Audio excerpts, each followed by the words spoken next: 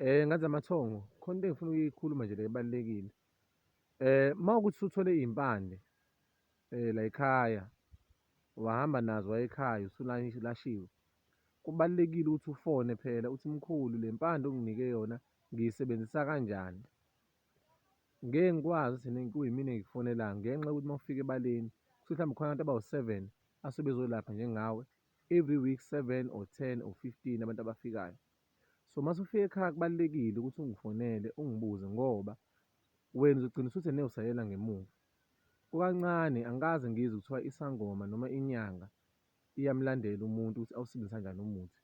Kambe ubhala phansi leso sikhathi saphuma esigodlweni or mase ufika ekhaya uma kuwukuthi usukhathele ngoba kade sihamba emanzini yonke indawo, ufone phela ukuthi ngihlanganisa kanjani. Ayikaze inyanga nesangoma kube iyona ekulandelayo mayelana nokuthi imithi uyisebenzisa kanjani ekhaya. Ngoba ungakwazanga ukuthatha ama-instruction ngoba ukhathele okanye ubuphuthuma. Number 2, uNkazimulo noKhanyisani TV noMkhulu Shezi sabantu abasebenza ngethongo. Sosiza iy'thongo nesizwe sakini uma kuyinina abanithume kuthina. Okubi-ke manje okwenzakalayo uyafika la uMkhulu Nkhazimulo ukhale uthi sengidlala iy'nyanga, ngadlala lona, ngadlala loku, nginey'nkinga, anginayo imali. Likusize ithongo, zikhishwe iy'mpande ngalawo manje osuke unawo. Ukhohlwe kukhona iy'thongo kufanele ukhunge emuva la Mkhulu Nkhazimulo, awuqedile ngoba wena uyi-student kini abakunakile uhlushekela imimoya.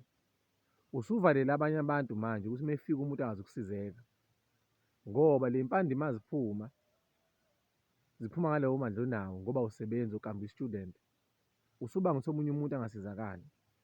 Kusuka namhlanje ngane zamathongo, ngiyacela wonke umuntu osebenzayo, ongasebenzi, oyi-student, ukuthi uhlukumezekile izinyanga nayo yonke into ngenxa yalaba abenze kabi abeze ngaphambi kwenu. Uma kuwukuthi uyahlola uthole futhi ukulungisa into, ngiyacela wonke umuntu angamthinti uMkhulu Nkhazimulo, iy'nkomo zomkhulu zingaphelele. Ngobani? Akuzange kuthiwe kufanele silandele abantu mayelana ney'nkomo, ungahloniphi ubizo, ungahloniphi ifa labantu abadala. Ngoba la online khona iy'ngane ey'gangile ezikhubaza ezinye iy'ngane. Ngicela nenze kahle, udinga usiza abantu bakini, basize ngeqiniso. Musukubenzela ngomsebenzi wesikweletu ongeke usiqede. Izinto efanele siy'khulume lezi ngoba kuke kuze umuntu ngempela usesimweni, ngibone edlozini udinga isimo, kodwa afike idlozi selithukuthele ngenxa yobuqili. Ngesiyeke ukusiza abantu, kodwa sizoyeka ukukhubaza idlozi ngoba sizohamba le sipho esisimbethe. Niyangizwa ngay'thongo? Makhosi amakhulu, ngibonga. Ngaphambi ukuthi ngikhohlwe, khona amavidiyo amayazoza ajulile abantu abadala bangivezele wona.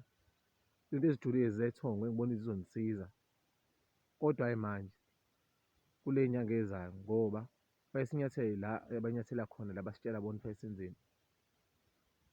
Ngiyacela nabantu nakunina ngifuna nje ukuqaphelisa lokhu, nilungise amagobongo, ngiyazi kuyabanda, bekezela, into yakho isihambe ngendlela, ugeze ngalo, uphalaze ngalo ngendlela. Alisetshenziswa igobongo namanzi ashisayo. Ngifuna ukucacisa lokho ngoba iphutha abantu abalenzayo in the name of kuyabanda. Mase kuphuma igama lokuthi angazi nje abangalungi. Makhosi amakhulu.